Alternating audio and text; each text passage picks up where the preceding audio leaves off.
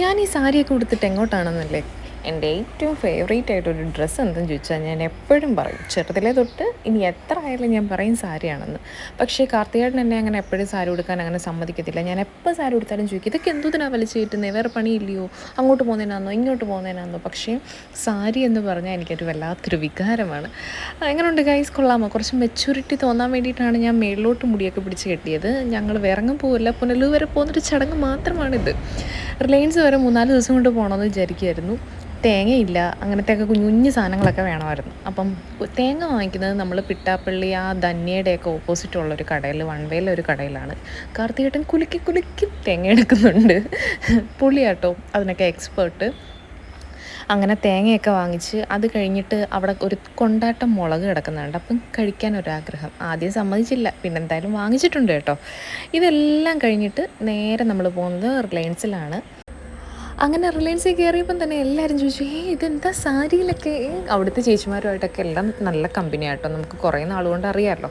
അങ്ങനെ അവിടെ കയറി അത്യാവശ്യം കുറച്ച് സാധനങ്ങളൊക്കെ എടുത്തു. എൻ്റെ സാരഥിയാണ് ഇദ്ദേഹം സാധനങ്ങളൊന്നും അവിടെ നിന്ന് എടുക്കില്ല, വാഹനം ഓടിക്കുക, ബില്ല് പർച്ചേസ് ചെയ്യുക, ബില്ല് കൊടുക്കുക, ഇതൊക്കെയാണ് പുള്ളിയുടെ പരിപാടി. അങ്ങനെ നേരെ പുള്ളിക്കാരൻ എന്തോ വേണമെന്നും പറഞ്ഞ് സിറ്റി അലൂമിനിയത്തിൽ വന്നിട്ടുണ്ട്. ഞാൻ വണ്ടിയിൽ തന്നെ ആയിരുന്നത്, പുള്ളിക്കാരൻ വാങ്ങിച്ചുകൊണ്ട് വന്ന്. ശരിക്കും ഇന്നത്തെ ലിസ്റ്റിൽ ഒരു പ്ലാനിങ്ങും ഇല്ലാത്ത കാര്യമായിരുന്നു ഈ സംഭവിച്ചത്. നേരെ നമ്മുടെ പുനലൂർ വിജയാസിൻ്റെ അവിടെ വന്നപ്പോൾ എൻ്റെ കാർത്തികേയനൊരു മോഹം, ബീൻ ബാഗ് വേണമെന്ന്. എന്തിനാണെന്നറിയാവോ, ഹാളിൽ ഇരിക്കുന്ന ടി വി എല്ലാം പുള്ളിക്കാരൻ നേരെ റൂമിൽ കൊണ്ട് സെറ്റ് ചെയ്തിട്ടുണ്ട്.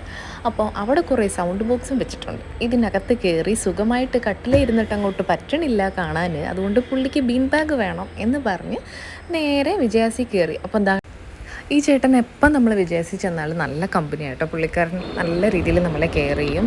ഇത് അവരുടെ ഇരുന്നൊരു ഫോട്ടോ, ഞാൻ പഴയൊരു ഫോട്ടോ കണ്ടപ്പോൾ എടുത്തേ കേട്ടോ. അവിടെ നിന്ന് നേരെ എല്ലാം വാങ്ങിച്ച് ഇനി വണ്ടിക്കകത്ത് ഇതെല്ലാം എടുത്ത് വെച്ച് നേരെ വീട്ടിലോട്ട് പോകണം.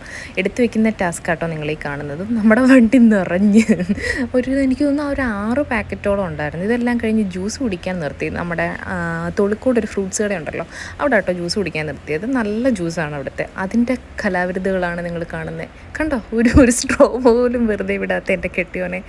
ഇനി നേരെ വീട്ടിൽ വന്ന് 1 by 1 എടുത്തു വയ്ക്കുകയാണ്. എന്താ, കതവ് പോലും തുറക്കുന്നതിൻ്റെ മുമ്പേ അത് നിറച്ചൊന്നിരിക്കാം എന്നൊരു മോഹത്തിലാണ് ഇത് ചെയ്യുന്നത്. അങ്ങനെ രണ്ടുപേരും കൂടെ പറക്കുന്നു, എടുക്കുന്നു, പൊട്ടിക്കുന്നു, ഇടുന്നു. ഇതിനിടയ്ക്ക് ചില പ്ലാസ്റ്റിക്കിൽ നിന്ന് ഫുള്ളായിട്ട് വരുന്നില്ല കേട്ടോ, അതിൻ്റെ അറ്റത്തിങ്ങനെ ഒട്ടിയിരിക്കുക. എന്തോ ഭയങ്കര പ്രണയമാണെന്ന് തോന്നുന്നു അവർ തമ്മിൽ. അങ്ങനെ ഒരു വിധത്തിൽ ഞങ്ങളെല്ലാം സെറ്റ് ചെയ്തു.